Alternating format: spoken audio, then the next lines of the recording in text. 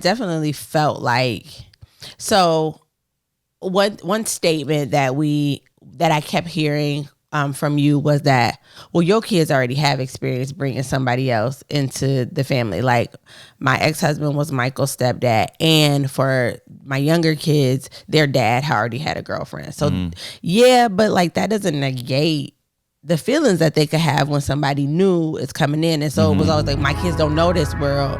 So like, it made me feel like, one, you were protecting them from me, which I'm like, why would you need to do that? And two, like, my kids' feelings or emotions didn't matter as much as yours. All I want is you, baby. All I want, all I want is you, baby. More than I need, what you want, girl, it's yours. Give me your feelings, I just can't ignore. 'Cause all I want is you, baby. Give me your time, all your love, I've been patient. What's going on, family? It's your boy Russell the Fourth. Hey everybody, it's me, Brandi. And welcome to another episode of the What They Never Told Us podcast. We back once again, and not for much longer. We here for a good time, not a long time. Yeah, baby, come here. You got a piece of glitter on your head. Get me together then. All right, there we go. Is that from our pre-podcast activity? It's a huge piece too. Baby. Huh? Too much. What? It ain't know what it was. We could have been making, we could be doing arts and crafts. Okay. Hey y'all. Hey y'all. Good morning, or whenever it is you're listening to this. It's Tuesday. Favorite day of the week for me because it's when we get a chance to kick it with y'all. Tuesdays and Wednesdays are my favorite time of the week. Same. Absolutely. And this is special because we're just coming off of Mother's Day. Happy Mother's Day to all the mothers out there. Round of applause for you guys, and air horns because we that trail.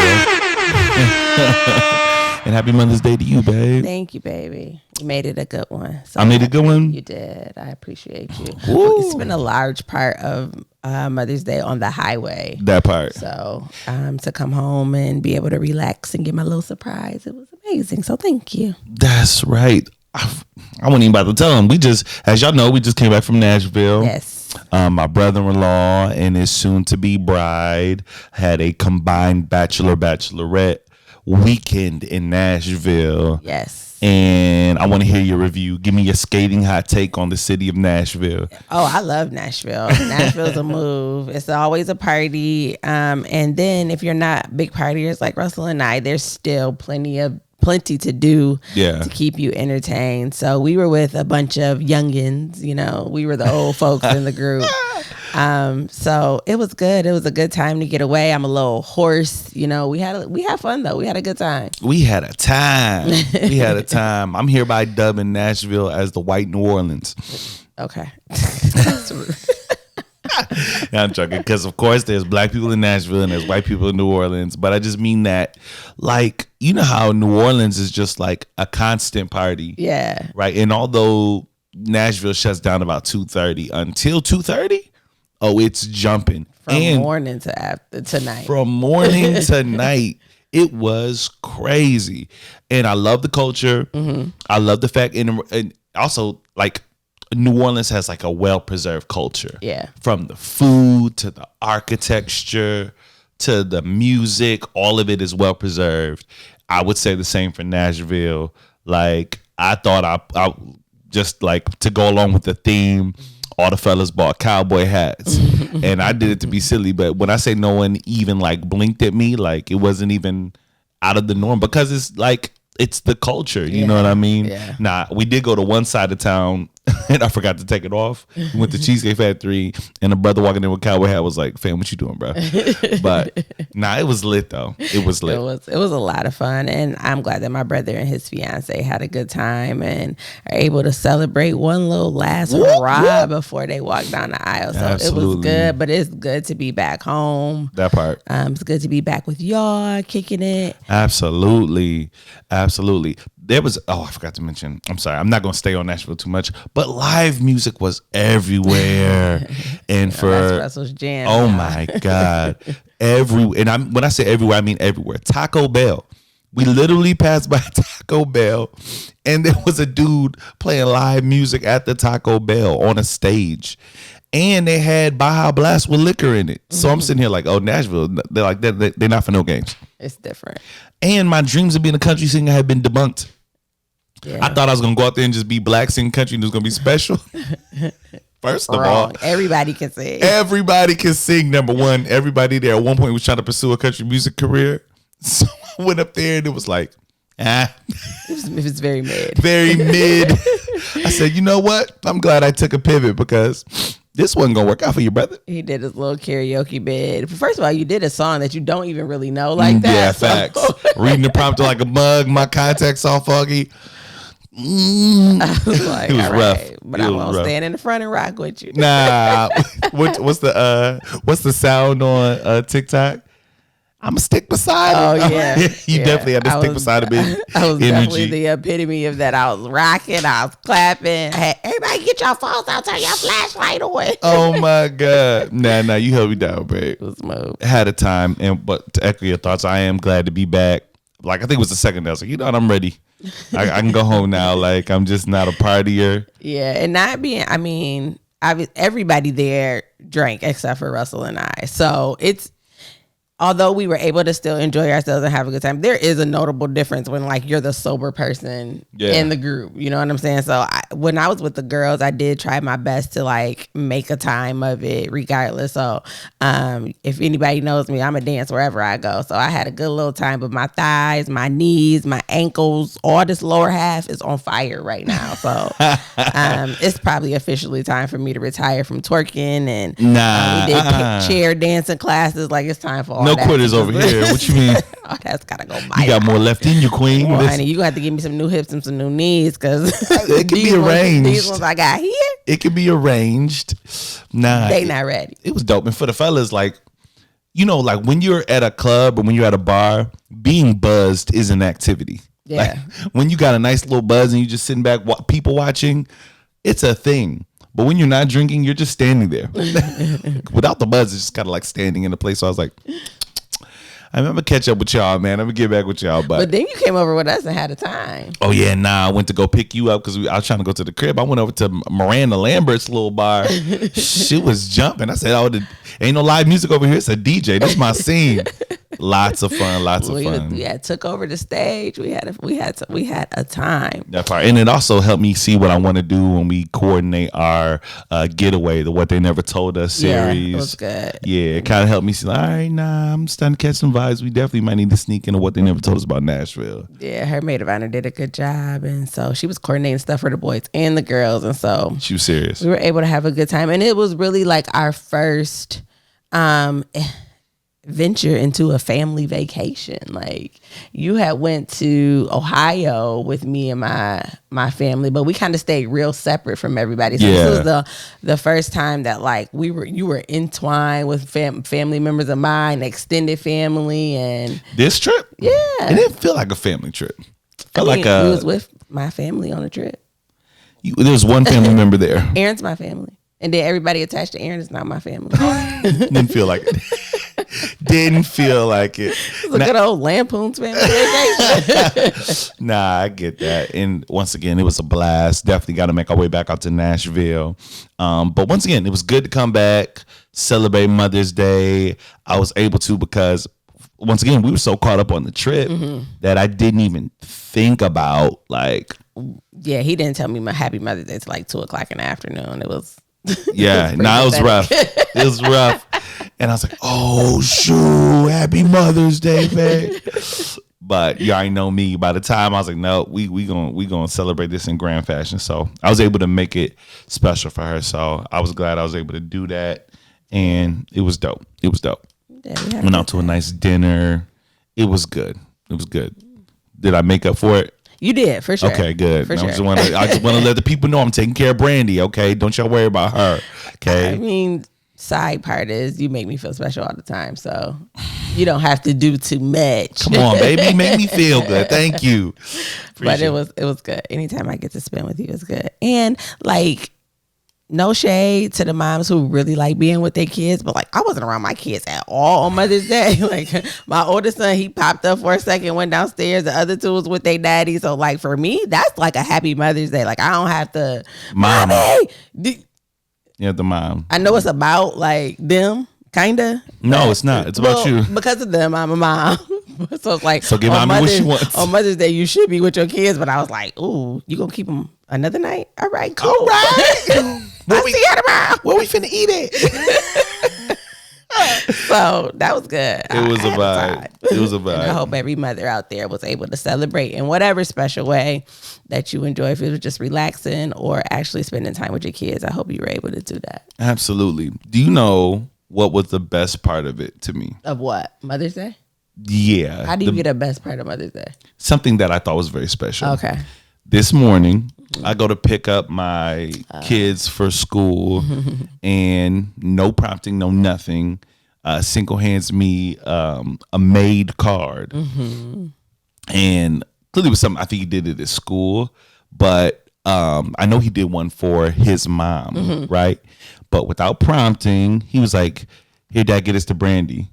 And I didn't read in front of him, but I waited till I dropped my phone. I read it. I was like. And it was crazy because I remember when we first even started toying with the idea of blending our families and what it would look like.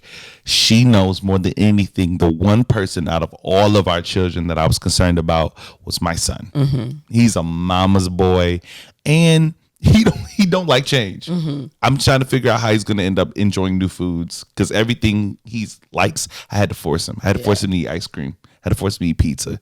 He's like, I don't like it. You haven't even tried it, son. So when it comes to introducing another mom figure, I really was like, yo, I don't know how this is gonna go. He's stubborn and he a mama's boy. So to see how far we've come, for him to even acknowledge you as a mom figure in his life was so dope to me. I don't even think it's fair to say how far we've come because I think y'all was misjudging my boy Cinco because he really embraced me from the beginning. I'm only working with what he gave me. Like I promised I didn't put us out of thin air. I'm only basing this on this personality. I was literally expecting like he was going to be like, you're not my mom. Don't talk to me. Like the way you hyped it up, I was like, oh my God. Like, well, he's always going to be nice and cordial. But that first night, I think, and I give him more credit now because he really judged you based on who you are as a person and what value you could add to his life rather than just, I don't who is this girl? Who are you? Yeah. You know what I mean? Yeah. And I'm so impressed. I'm so glad that I was wrong. And it taught me such a valuable lesson in parenting. You know what I mean? Like how sometimes our assumptions about who they are lead them down a path that they might not have been. Like I could have, my worry about it could have, and trying to coddle him and could have created a whole situation. Could have created a dynamic that didn't even exist. Yeah, nah. So it was dope. What were your feelings with that? Was it the moment? Like when you first gave it to me, because like there, you know how kids do, it's like a prompt and you get to fill in the blank and it says my mom, you know what I'm saying? So I was like, okay, like, are you showing me what he gave to Tab because it was funny, you know what I'm saying? But then as I started to read it, I was like, oh no, this is about me. And it was sweet. It warmed my little heart. It did. It did. If I was a crier, I probably would have cried. And then then I saw like, cause the little prompts like, lead you to answer certain questions about you.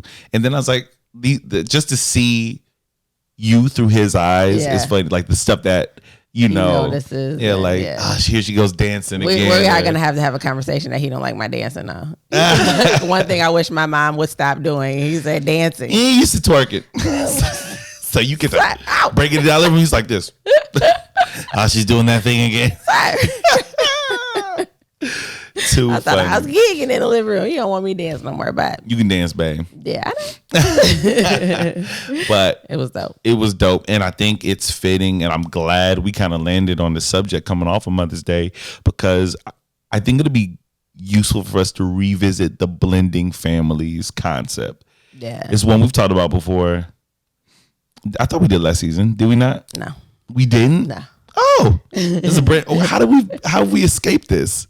I think our thought in the beginning was like, let's get some experience with it. It was very new, season 1. Yeah. So it was like, well, let's get some experience and see how it is. And I don't think that we've dealt with the whole gamut of blending families. Absolutely Because not. I know there are going to be some rough seasons as preteens turn into teenagers, and teenagers turn into adults, and little kids turn into preteens.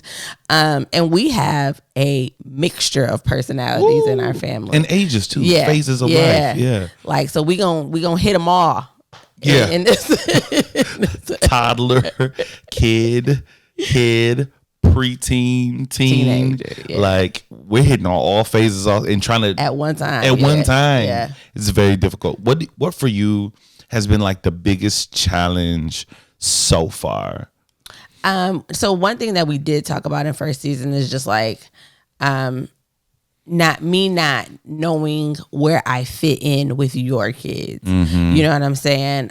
So for me, the biggest challenge is really just trying to find that space, and getting that card from him helped me see, like, without even trying, like there's a space created for me. Absolutely. You know what I'm saying? So I appreciate that. I think the hardest thing besides that is watching you with we're trying not to say my kids and your kids. So with Braylon, just for the sake Michael, of this episode, we all know we can, just for the sake of, because we are blending families. Yeah. So we are coming from the context of your kids that you've had since their birth. Yes. And you know, Yeah. so with my kids is being hands off. Yeah. Like letting you find out how you parent them and being okay with that. Because I think one thing that we talked about is our parenting styles aren't really different, but our discipline styles are. Yeah. And I don't ever disagree with anything that you've ever done as far as like correcting the kids. But there are times where I just want to go in and like, Mom. Yeah. And I'm like, that's totally tearing down everything that he just did. Cause I'm really like let's talk about it. It's gonna be all right. Where you're like I said it, so go do it. And I'm like, well, let me go give him an explanation of why he said that. But I know that it would totally just undo everything that you did. So it's hard for me to kind of hold my peace in those situations and not like run to them for sure and mom them. Yeah. I would say the same. I would say Yeah. that's my biggest challenge, is trying to figure out. I know how I am with my kids. My whole context for parenting was, we use this analogy all the time, Black mom. Yeah. Right. My mom was the voice of discipline. Yeah.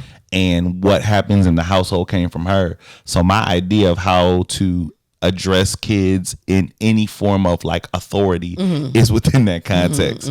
My dad was more of the lecturer, but that didn't happen until I was a teenager. Like when I got to the point where like, I'm like, I'm 6 foot tall, man. Yeah. You're not finna whoop me. That's when my dad kind of stepped in. And I remember that context. So it's difficult finding that voice with, and once again, I know they're all our kids, but with someone else's children, right? That was my context. Like, this is another man's daughter. This is another man's son. And I want to be careful about how I address that, because I'm looking at it from a holistic standpoint. And you know what I mean, with my kids, with Cinco and Lily, like when the man comes into their life, best believe like you need to address them in a way that is within the confines of how I would address them. You know what I mean? Like, and not even that. way I talk to my kids, I don't want you talking to them.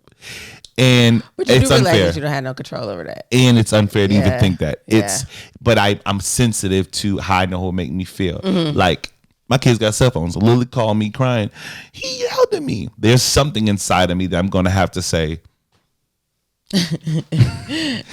that's not your household. Yeah. You know, if it's something within the confines of discipline, that's fine. As long as it's not on abuse or disrespect. Absolutely. You know what I mean? So, but I know that feeling. I can just put myself in those shoes and be like, that would be difficult for me.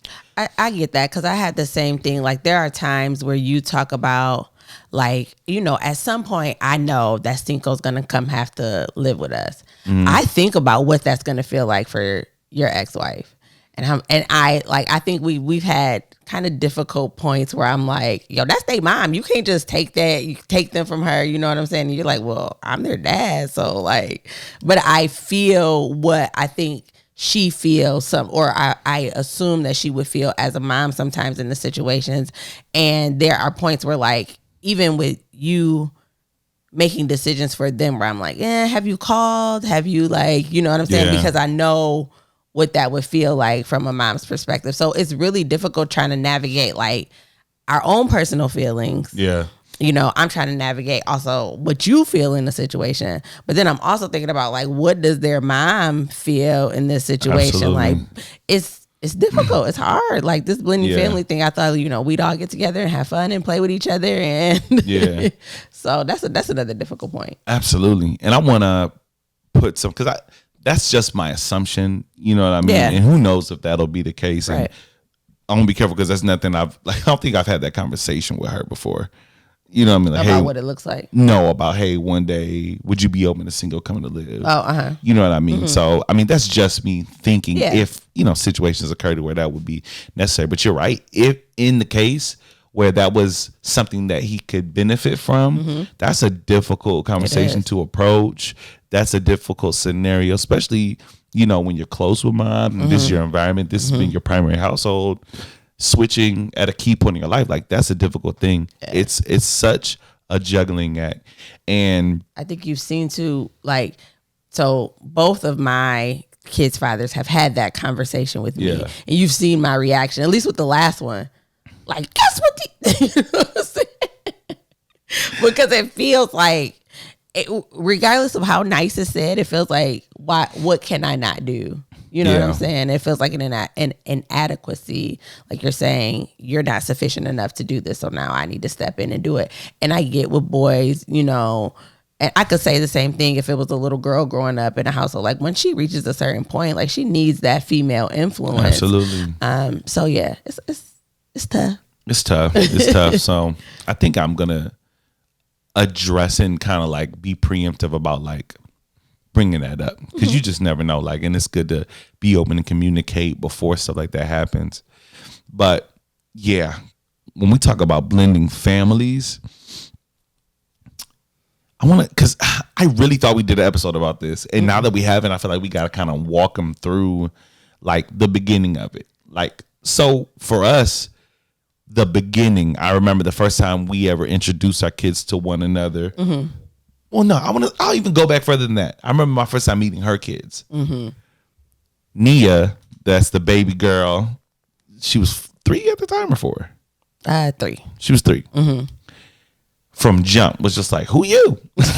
What's up? She tried to sit on my lap. If y'all don't need it, it makes perfect sense. Yeah, social butterfly. Take him out. Like, let's play. You look fun. You know what I mean? She took her brother in the room, gave him a Nerf gun, and was like, go shoot him. First that. Like, come on, like, come out here. Like, and Bray went to the other room. Like, Yeah. I don't know this guy. But he kind of eased his way out. And I instantly felt a connection with him. And anybody who knows me knows I'm a big kid. So when it comes to communicating with kids on that level, I do that easy. And I prefer it. Like, I prefer kicking it with kids because it's more natural to me. So playing, we brought the Nerf guns and we just had a good time. And they associated my presence, I think, immediately with fun. Yeah. You know what I'm Absolutely. saying? So that moment was really special to me. For me, the challenge became pivoting from just being the fun guy that came around to now you're an authority figure in the house. Yeah. And I think it bears reference to say that like there was a gap in time between when you met my kids and when I met your kids. That's true. And so like this relationship was building and I was feeling, for lack of a better term, cheated in the situation. Like here he is building this relationship with my kids. It was probably about 3 months. And I just, I hadn't met his kids. Like I talked to him on FaceTime and stuff like that. But like having an actual physical interaction with them, I hadn't had because I wanted to meet their mom first. And I wanted to allow enough time for her to be comfortable with that situation. Yeah. In our situation, my kid's dad is familiar with you already. You know what I'm saying? Like he has a context of who you are through school and just being around here. So he was like, oh no, I know him. I don't need to meet him. It's cool. But I was like, no, like I want to meet her. I don't know nothing about her, and I don't want to be around the and vice children. versa, Yeah, without her at least having the chance to like feel me out, let me talk to her, tell her my intentions, and see, where her head is. And luckily that conversation went really well. We met up without you just to make sure it was like just two women talking to each other. It wasn't like, hey, I need you to meet my girlfriend and be nice. You know what I'm saying? Like I told her in that situation, like, if you got something you want to say, like this is a good time to say it. And I don't think I've ever asked you about that conversation. Yeah, and I think I told you, like, don't ask me. Like, we had a woman-to-woman conversation. I didn't want to go into the details because I really felt like that's why I didn't want you there. I'm way too nosy for that. Not enough time to pass. Can I get the deets? No. What she say? No, I'm joking. I think it was important for her to know that like I'm coming into this with the exact same context that you have. Like I'm a divorced woman. I have kids. My ex moved on before I did. Yeah. And I had to go through all of this. So like not giving you, but I want to be able to extend to you a courtesy that I would want it. Yeah. Or that I didn't get and that I wanted. Like I wanted to be able to sit down with the person that he was dating and be like, who's around my kids? Who are you? Yeah. What's your first and last name? At least, like, you know what I'm saying? Like, can I see your driver's license? Like, so when I went there, it wasn't as it was as your girlfriend, but that was like as a second. You know what I'm saying? This is just like, look, I have a genuine interest in wanting to get to know your kids. And I want to know how you feel about that. Yeah. And I want to let you know that like everything that you may be feeling, whether it's anger, whether it's frustration, whether it's sadness, like I've been there and I'm okay with you feeling that. You know what I'm saying? So that's really dope. That's the spirit that I went into that conversation with. And then once, we had that conversation, we exchanged phone numbers, everything was good. And then I met the kids. Well, before we go there, Uh-huh. there's this almost, and this pans back to that Cinco conversation where I'm assuming, and you got to understand this, even through the entire divorce, the separation, all of that, in hindsight, I see how I was just so coddling and so trying to protect them from feeling any hurt, which as parents we do sometimes, right? And it feels natural to us because who wants their kids to be hurt or deal with the negative feelings of a broken family unit? Right, absolutely. But what I learned, and what I said earlier, like where I learned a valuable lesson in parenting is you can't shield your kids from every hurt. And moreover, when you do that, you shield them from learning life lessons through hurt, like we all do. Those experiences. And I saw how I was creating a dynamic rather than trying to protect them from it. You know what I mean? I had been around the kids. I was building a rapport, coming around having fun. And meanwhile, because my kids, I have this idea of them where I'm trying to protect them and ease them into an idea when they didn't even need that. And another thing I did that was like a misnomer and a drop ball where my blind spots, how we have these blind spots where we don't see how we're hurting somebody else. I'm like, well, what did it mean to her? To where her kids, I'm just jumping in life like, hey, because it's me. I'm here. I'm Mr. Fun Guy. The kids love me. I mean, good. But when it comes to her, my kids, like, what message am I sending? Yeah. Never mind my intention or how I feel. What does this look like and how does it feel to her? Yeah. And I completely missed that. Yeah. And unbeknownst to me, there was feelings that were forming. I definitely felt like, so one statement that I kept hearing from you was that, well, your kids already have experience bringing somebody else into the family. Like, my ex-husband was Michael's stepdad, and for my younger kids, their dad already had a girlfriend. So yeah, but like, that doesn't negate the feelings that they could have when somebody new is coming in. And so it was always like, my kids don't know this world. So like, it made me feel like, one, you were protecting them from me, which I'm like, why would you need to do that? And two, like, my kids' feelings or emotions didn't matter as much as yours, which both things that I knew weren't true. But again, regardless of how much you said it, it was like, well, then why can't I meet them? Like, why isn't this happening? Looking back, it had nothing to do with anybody but me. Yeah. 100%. Yeah. Change is scary. And you were so precious to me, and I wanted them. It was so important to me that they loved you. So they were never going to meet me. No, I was just scared. Like, it was going to happen, but you know how you just delay and put it off. And you know me, I'm waiting for the perfect time. Yes. The perfect conversation, the perfect words to say to make them see, or what's the perfect way to do this. And there's no perfect way. No. You know what I mean? And it was just so important to me that I kept putting it off. And then when we did, it just made me feel so stupid. You know what I'm saying? Like, we could have been doing this months ago. Yeah. Yeah. Number one, they I think instantly, like, I loved how we did it. Like, you came over, we played games. I bought an activity. We made s'mores in the house. Made s'mores in the house. We did a movie night, which is like, at the time, that was our thing. You know what I mean? Like, they love movie night. So we did that, had s'mores, played Uno. And I think them just seeing your personality, and it was different than my interaction with your kids. Whereas I'm just a fun guy. You were nurturing, like, hey, you want this? No, it's cool. Hey, be careful with this. You know, like, you were able to show care, concern through the context of let's have fun. Yeah. You know what I mean? Like, and also step into their world and not disrupt it. Like, she's here at movie night. Yeah. It's not disrupting it. You know what I mean? Like, oh, we're still. The only thing was that I can tell Lily is usually like on you. Oh yeah, like you definitely were in her spot. I had my leg over and she kept looking over me at the couch like this. That is my seat, ma'am. Like, dude, I heard Cece.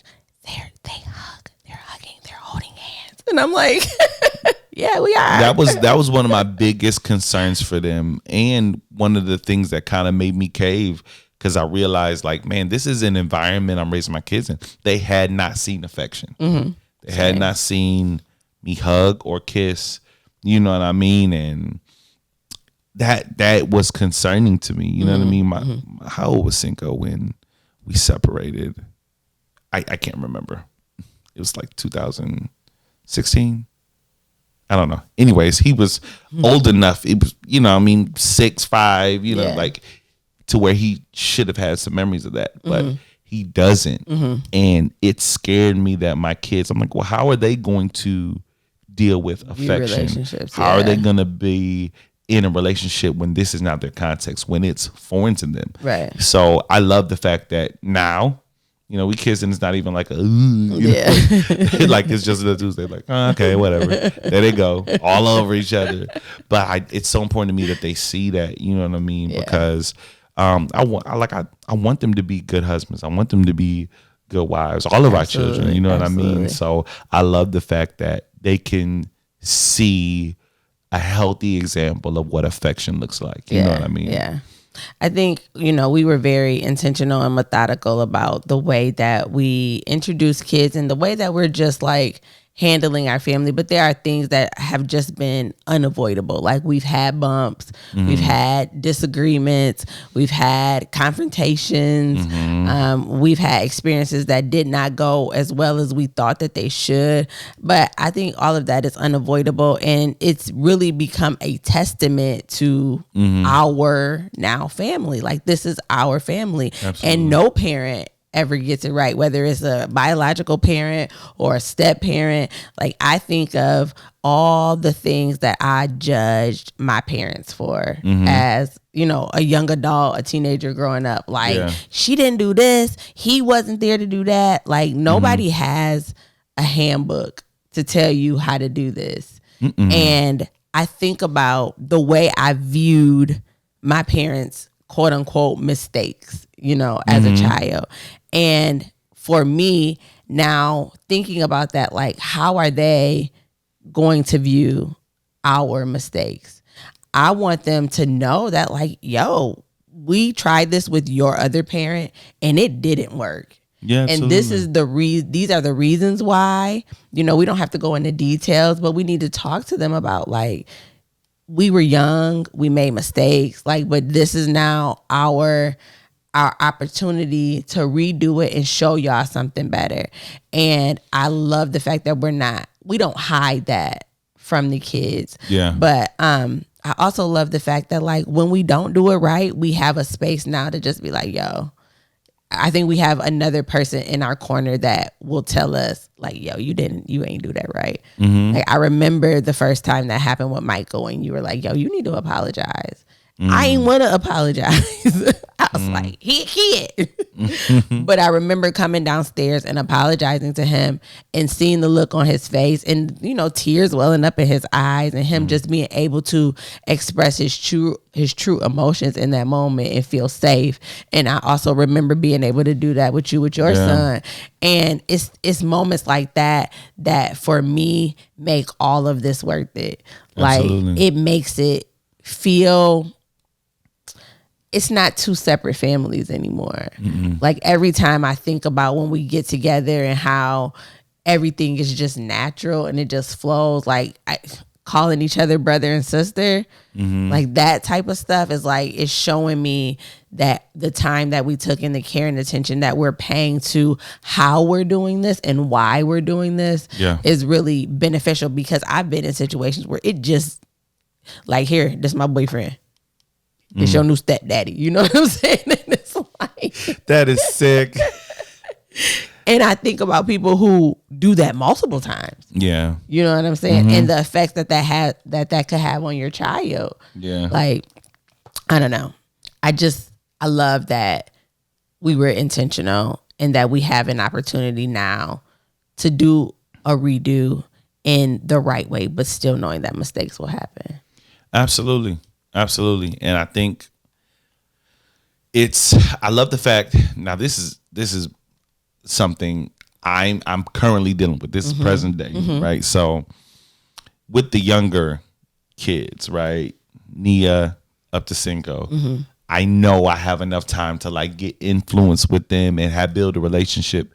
So now if I say sit down, it's not damaging the relationship. But I was avoiding that with our oldest. Oh man, walking on eggshells. Like there are plenty of things. Like I'll say things that sound like advice. Yeah. But there's plenty of times like things will happen and I'm like, I'm not gonna say anything because I just didn't feel like I had the relationship to be able to do that. You know, teenagers are different. Yeah, they are. You know what I mean? Trust like me, I've got, you know what I'm saying? I got my own thoughts. I have my own opinions. I got a little bit of muscle. Yeah. And emotionally, he ain't that like, this is how I feel. Yeah. I can tell he feels deeply and there's some sensitivity there. But for the most part, he ain't gonna give you much. He's not gonna give you much. So I'm in the dark about where our relationship is 95% of the time. That's strong. Huh? That's strong. I can admit that most of that is me. Okay. You know what I'm saying? In my own insecurities in terms of like where we're at. Okay. Because usually with teenagers and kids, I'm used to a certain response. Yeah. I don't have to work this hard usually. And he's just not that kid. And so that's if I can't tell, then I don't know. But I know he's comfortable enough to let me around his space. You know, he jokes with me. We play around, even play fight. Yeah. And those are like things that I don't know if he's had an experience doing with other people, other men. So I can look at those things and say, like, oh no, we're building a rapport. But I still, like, once again, just nervous about stepping on new territory. So for the first time yesterday. Just yesterday. This is fresh off the press. I had to take a tone of authority with him. And woo, the look this boy gave me. So once again, we just came back from Nashville, came back from this trip. Do you mind if I tell the story? No. So came back from Nashville, come back, we look at the house, we like, wow, you've been here for days. Dishes ain't done. We told him, hey, look, make sure the dishes are done. It's Mother's Day. You think, maybe you could have like made it so when she came home it looked like something, but you can tell while we were gone, when he came home, coat off, throw it. I got off work, jacket, throw it. You know what I mean? And we're like, so as soon as we got off the road, we just started cleaning. We busting butt like rigorously, getting the living room together, cleaning up some rooms. So needless to say, we were both agitated, right? So we didn't really bother him. We had him clean up a dish or two, what he used. We said, we'll take care of the rest. His clothes that were in the living room, we just were throwing him on the staircase, like, hey, get your clothes out the step. So Brandi was like, come do this. Come get your clothes off the step. Or was that what you told him to do? Well, he had an $80 Frank Ocean t-shirt that he spent his hard-earned money on, white t-shirt. It is a white t-shirt. I'm telling him to come get it because I didn't want to throw it down the stairs for it to get dirty. And he said, just throw it on the stairs. So I was like, all right, I just threw it on the stairs. But then he didn't come get it. So this is a thing that's like my context. And I know that this is wrong. It's just what I'm used to. It's no right or wrong. It's just what I'm used to. I'm used to when my mom said something. Now, it's that black mama thing I was telling you about. Like if she said, come do something, there wasn't drop everything. Yeah, there wasn't like, oh, well, let me finish this level or let me do this or like, let me finish what I'm doing. It was like I had a time limit or there was aggression coming my way. But see, that's not the context here, right? Not the context. Yeah. Brandi gives you room like, hey, look, if you're doing something, just get to it. You know what I'm saying?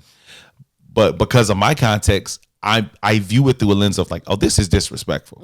Like we're already up here working, busting our butt. You've been chilling. Like, come get your stuff off the step. So I said, you know what? Today's the day. I'm just gonna dive in. And I went down and talked to him first. I was like, hey man, come on, man. Like you down here playing this game. He said was on the step. Like it's Mother's Day. Do not make your mom wait to come. Just get your stuff off the step. We ain't asking you to clean. We're already taking care of it. Just get your stuff off the step. He said, all right, fine. I said, what? I said, do I have to wait for you to finish your video game? And video games these days, it's not levels. Yeah. It's just play until you die. You know what I'm saying? And even then, you on a team, you on a phone or what's the headset? The headset with your team. Y'all getting right back to it. So he did. I said, he's like, no, not even. I'm gonna come get it. So I just went upstairs, started cleaning again. But then I got real black mama again. I'm just sitting at the top of the steps waiting. I'm looking at my watch. And I'm not helping because I'm like, he ain't come get it yet. So I'm going around. I might start sweeping again, wiping stuff down. I come back to the steps. So now I start talking to myself. See, now when I go down there and unplug the internet, now I'm going to be the bad guy. Because when I ruin your game, now yada, yada, yada. I said, oh, he did it. Like I'm talking to myself. So I go back down again. And I said, Mike, come get your stuff off the step, man. And he just kind of like does like looks over his shoulder and goes back to play the game. I said, yup, that was it. I yanked the internet, yanked the modem, and I just walked by his room, pure black mom. And when I walk by his room, I see him looking at, like over his shoulder like this at me, like this, like I know you did not just unplug the internet. And I was finna just go back upstairs, but then I said, no. Nope. Deprogram, relearn, do things differently. I went back and I said, I shouldn't have to do that, but I feel disrespected that I'm upstairs cleaning, busting my butt, and I have to come down multiple times to get you to just clean up after yourself. And now the look of death this boy gave me, right? And I've worked in the juvenile space, right? So I got triggers, right? So I'm thinking like, oh, it's finna be something. Like I'm preparing myself like, oh, I'm about to restrain him. You know what I'm saying? Like, so he was like, are you for real? I said, I'm dead serious. And he was like, are you serious? I said, I'm dead serious. He said, wow. I said, absolutely. So now we're in this like power struggle thing. We ain't saying nothing, but we saying a whole lot. Absolutely. So he walks by me and I had to stop myself because the black mama thing, like it's over and done with, but they still keep talking. Yeah. Come home 5 days, you still gotta get out outside your mind. I'm sitting here cleaning, you sitting down here playing video games, room a mess, blah blah. Like, So I stopped myself. I said, this is just crazy. And I was about to go on, but I said, stop. Because he at that point he did what he had to do, got off the steps.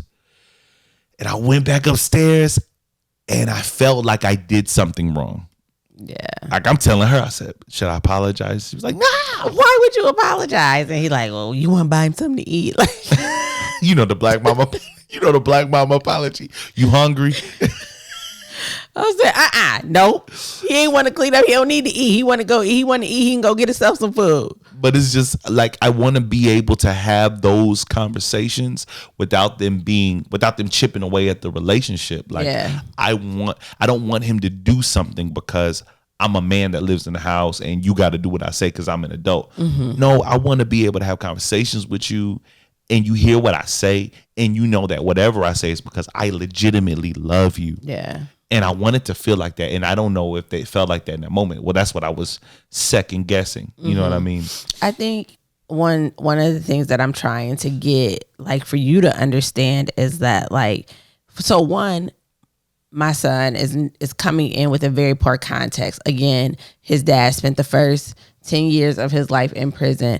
And because of his situation, he's on parole and cannot leave the state that he lives in. So as far as parenting through his biological parent, it ain't much. They might play a video game with each other. They talk to each other on the phone from time to time. But, you can't parent from 100 states away, especially when you don't even have a basis. You know what I'm saying? I could see dad was in the home and then he moved away for whatever reason, but he's never had that. Yeah. Then his first step parent was really just like my husband. You know what I'm saying? I deal with you because you her child and I love her, so I love you, but we don't have a relationship.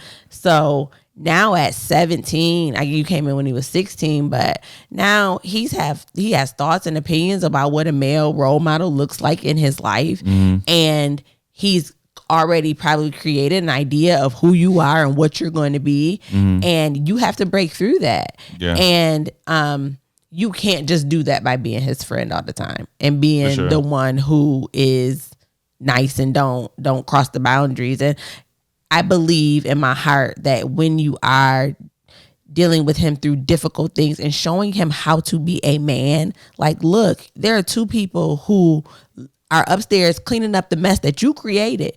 All we're asking you to do is this. This is your responsibility. This is part of being an adult. This is part of being a man. Like, you're teaching him invaluable lessons that I can't teach him.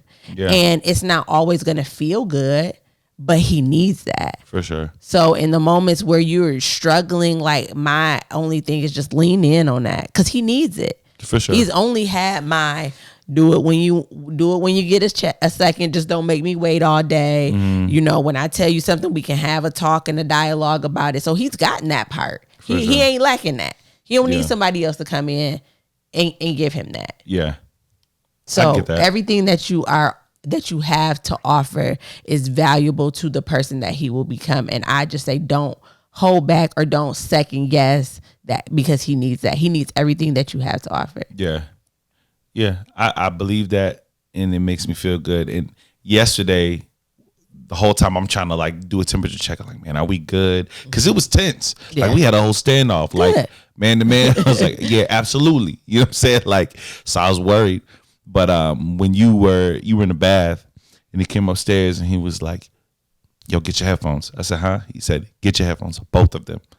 He was like, new Kendrick just dropped. I said, what? He said, the new Kendrick just dropped. He said, let's listen to it together. I said, nah, mind you, we had already listened to it. Yeah. But I said, come on. So I put it in, and we just sat on 2 separate couches. It was like, oh, this is crazy. But it showed me like, man, like stop second guessing yourself. Like, in this, I think this is like, it's our story. I think this is valuable for anybody who's in the space of parenting or in a space where you're trying to encroach on a parenting role with someone else's biological children. When you do things out of love and when you do things legitimately because you're trying to show them the way, like that's never a bad investment, regardless of how they receive it, regardless if they like it or not. Like when you're doing things out of love, it's always a good investment. And I learned that lesson. Like I'm still learning. You know what I'm saying? I don't think I'll ever be done. No, kids teach you so much. And like, I think it goes back to what I said, like, you're going to make mistakes. Like, our parents didn't do everything right, and we still turned out decently. Like, even when you don't get it 100% right, like your kids see your intention. And I think in our situation, not stepping up is showing him what he's already seen For 100 times before. Yeah. So, he needs that. And I think it really shows a point to other parents or other step parents who are in this situation. Like, trust your instincts when it comes to your kids or the other person's kids, and always be able to have open dialogue. Like, yo, did I do this right? How can I do this different? And for the parent, like, support your partner. Like what we always say is like, we're a united front. Even if I don't agree with the way that you handle something, they'll never know it. Like we'll have that conversation in private or, whatever, but I'm not going to try to undermine anything that you're doing. And there are a lot of situations where like, it can be, oh, you ain't gonna talk to my kids like that. Or something happens where your spouse or your partner may cross a borderline and you jump on the bandwagon with the kids. That is immediately creates this divisive situation where now the kid is like, see, you ain't gonna talk to me. This my mama, she gonna stick up for me, or vice versa, my daddy, and you ain't gonna let him. And now y'all have created a situation between the two of y'all that is really hard to come by, because I'm gonna tell you, if I don't love nobody else, I love them kids. I go to war behind them kids with everybody but you. Yeah. I'm just not gonna do it. For sure. And I think we set a precedence with them that like, yo, this is my husband now. Like, that's my wife. She tell you to do something, you got to do it. You're not gonna be able to run back to me and be like, well, she told me to. Nah. Yeah, if she told you to do it, we'll do it. Why haven't you done it yet? Why are you talking to me? And the only reason why we can have the real estate is because we did the assessing before, especially like when you're a parent, before I even think about what you do for me, I'm thinking about what you can do for my children. And not what you can do for them, but who you'll be in their life. Like, are you going to add value, or are you someone I have to worry about? Like, will my daughter feel safe around you? You know what I mean? Yeah. I saw this TikTok literally, and I don't know why I know I'm thinking of it, because it's relevant. But there's this sound where like the girl like puts up a finger and walks away, but the caption was, whenever my stepdad comes home. And she was like, she was chilling, relaxed in the living room, but the moment she saw the car pull up, it was like, no, church finger. The church finger, like, I'm out of here. And I never want that feeling. You know what I mean? Like, of course, teenagers sometimes just don't want to be bothered. Yeah. But I never want my presence to feel like an intrusion. Can I be completely honest in this moment? That was my experience with my stepdad. Wow. He had never done anything to make me feel uncomfortable. Yeah. But my mom was the type of mom that, so she was a single parent of 2 kids. She never bought anybody around her. My mom was getting her groove on. I ain't know nothing about it. Like, she was super stealthy with her stuff, because I never knew. She was one of them moms like, I'm not going to bring just anybody around my kids. But absolutely, in the turn, it was like, I don't bring nobody around my kids. So I never thought that my mom was dating. Yeah. Then now here I am, a teenager, and this man show up. Who you? You got a boyfriend? You know what I'm saying? Like, we don't do this. How old were you? I was I remember him buying me an Old Navy sweatshirt in like the 8th grade. So I I want to say that. I was like 13. I remember that. I remember. That's crazy. I remember that. And it was like, Remember heard the name? Like, who that? yeah, exactly. Who is this man? So we lived in a very small apartment. So like there was just one living space, and then I had my own room. So if she would say like, yo, such and such is coming over, I'd be like, all right, that's my cue. I'm out of here. Or if I didn't even know and I heard that, maybe a man's voice outside the door, I was gone. And he noticed that. He asked, how come every time I come around, she leave? And I'm just like, no, I don't know you.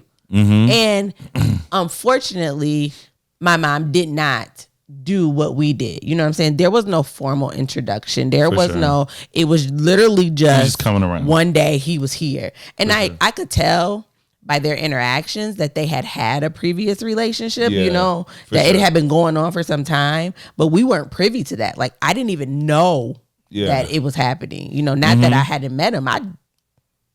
You got a boyfriend? Why you buying me stuff? Like this is weird. I don't know him.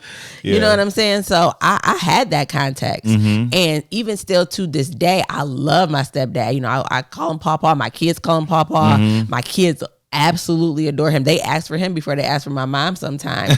But it's still like we don't have in-depth conversations. We don't really have a strong relationship because the foundation was never laid. And then kind of similar situation to Michael, it was only a short window. And then I was gone.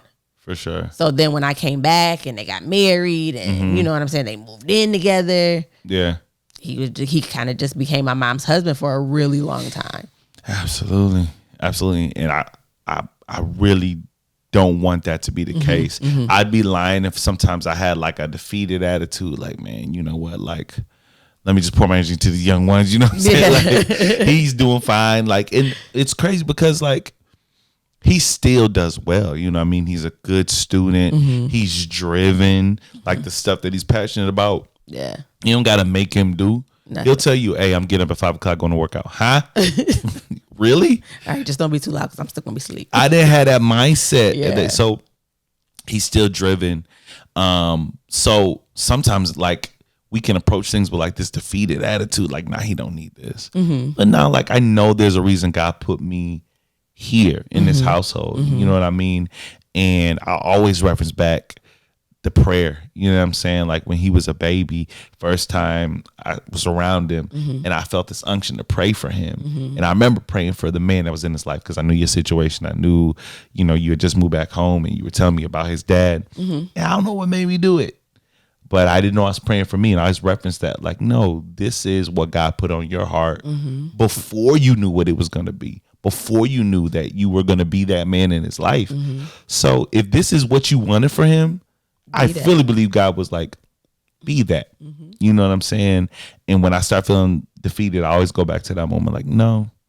You know what I'm saying? So that's why when you were like, hey, prom, we had an engagement on the same day as prom, a ministry that we're involved in. So I was like, dang, we got to be 2 different places, 2 different times. I'm like, are you going to be there? Absolutely. I want him, when he thinks of those moments, I was there. You know what I'm saying? Yeah.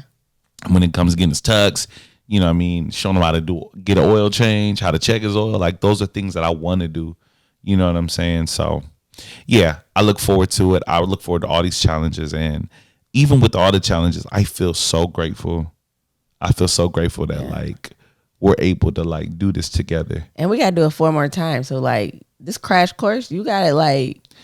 Now this is the one. If we make the teenager work, if we get out of this house successfully and do something with his life, like we might need to write a book. We might need to write a book. I don't know that Nia gonna make us work. I'm convinced. But there's a reason why God made her number 4. Like I hope that we get nicest season. All the experience we need, because we're gonna need all the tools in the toolbox when it comes to that too. one. I think Lily too. She played too nice. I'm like, something underneath the surface. Something underneath the surface. Nah, but I feel so blessed to be a parent to all of our babies. Yeah. It's amazing. Yeah. Yeah.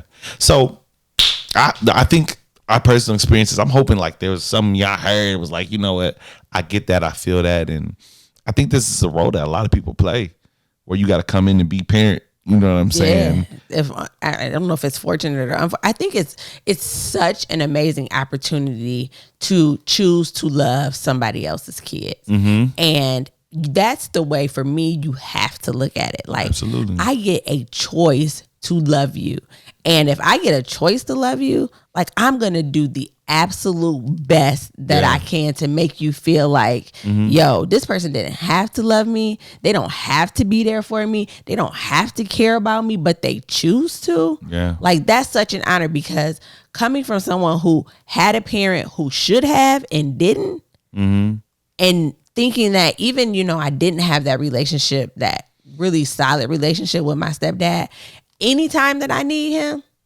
he's there. Like, there was a money situation for us that I'm like, I don't know where we gonna get this money from. And he was there. You know what I'm saying? For me, he don't have to, his hard-earned money, I'm a grown adult. Like, he did not have to do that. Yeah. So for me, that just shows that, like, a love and a care and a compassion that you have for someone who has no blood ties to you, for whatever reason, you could just be like, look, that's your kid. She on her own. But you chose to still help. It's consistent love language. Yeah. Like, from jump. I mean, your life, hey, I bought you the shirt. I thought of you. Right. You know what I mean? This is, I work, I make money, but I put aside this to show you I care. I want a relationship. Absolutely. And it's been consistent. You know it has. Like, I could name a couple times where he done pulled out the wallet. So, like, shout out to Paul. I need this deposit. Shout out Paul because he show up. He does. And he's solid. He's solid people. So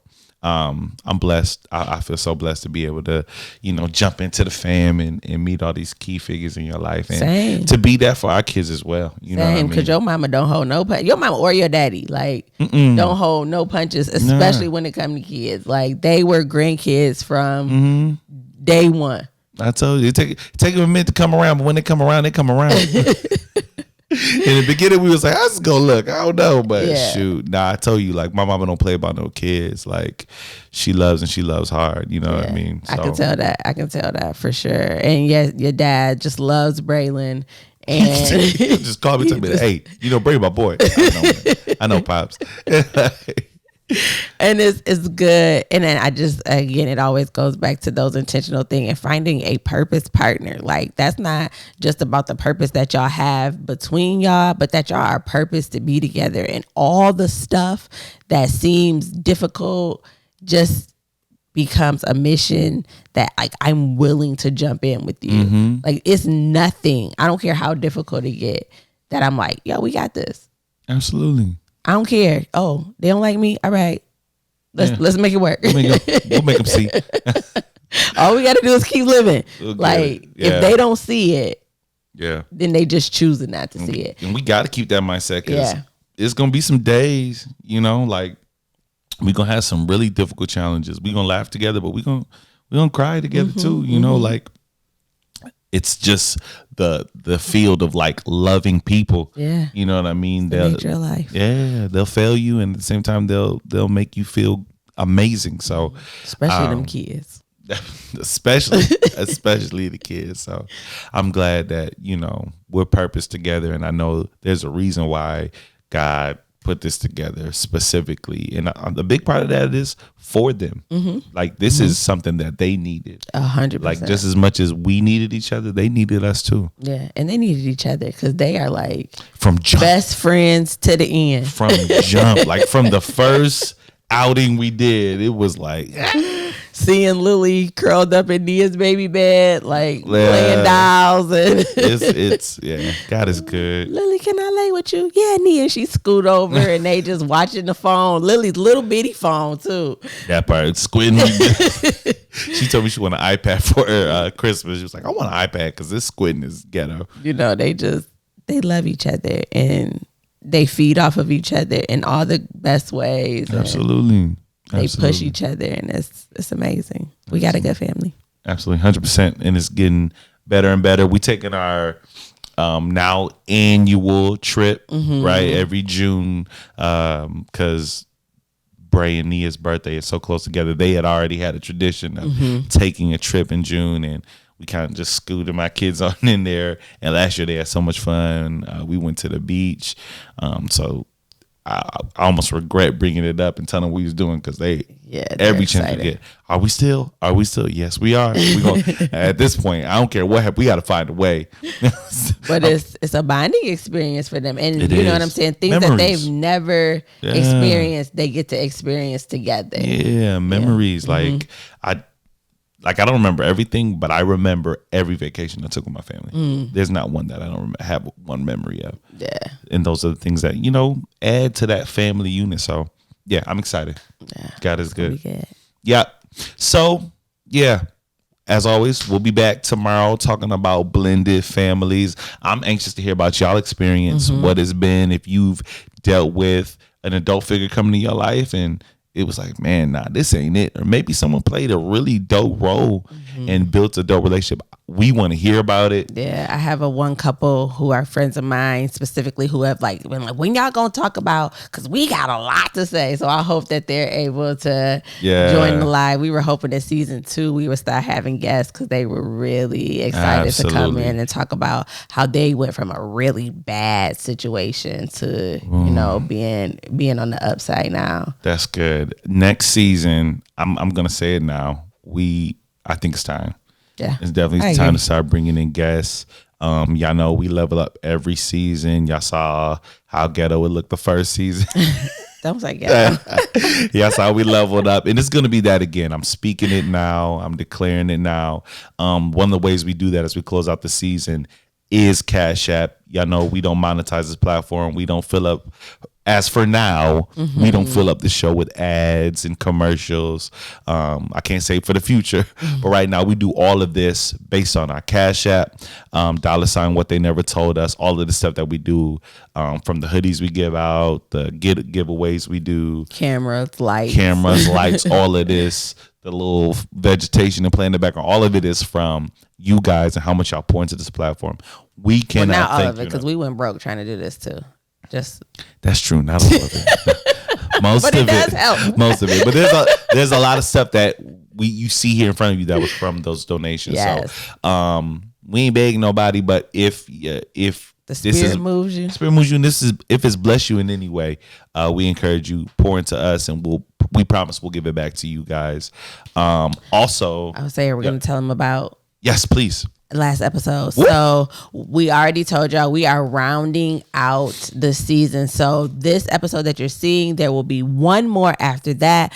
And then we want to do a live show for our 13th episode. Ooh, so what we are asking from y'all is to inbox, DM, email, text, however you get in touch with us, anything that you've ever wanted to ask us, either about our relationship or relationships in general. Maybe you're going through a situation and you look, I want their take on what I should do, or if they've ever had this experience. We want to go live as we do every Wednesday on Facebook, but we're actually going to record it so that it becomes a podcast episode. Absolutely. So it can be anonymous. If you don't want us to say your name, that's totally fine. If you don't want to ask the question in the comments so everybody know, that's perfectly okay. You can email us at whattheynevertolduspod, POD, @gmail.com.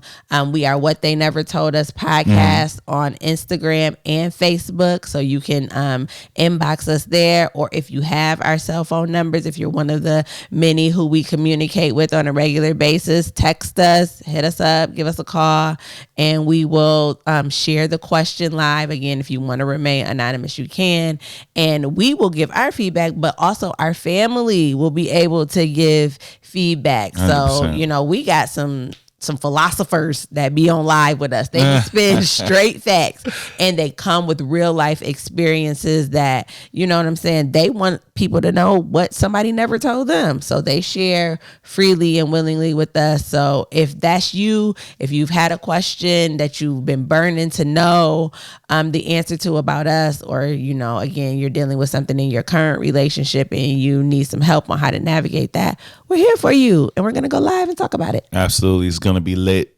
we need you to do this quickly. Don't be like, oh yeah, I would like to do that, and then get sidetracked. Do it now. 2 weeks. We have 2 weeks. We have a 2-week window, and the earlier that we get your questions, the earlier that we get, whatever it is that you'd like to get feedback on, the more we can plan for it and make it special for you guys. So sooner than later. And we're anticipating a lot because we get questions on a regular anyway. So once we open this up, we are anticipating that we'll get a lot of feedback. So again, the sooner you get it in, because we may not be able to answer or talk about, it doesn't even have to be a question. It may just be a topic that you like, y'all didn't talk about this and I need to know. Absolutely. Bring the topic. We will spit straight from the top of the dome, which is where we shine at.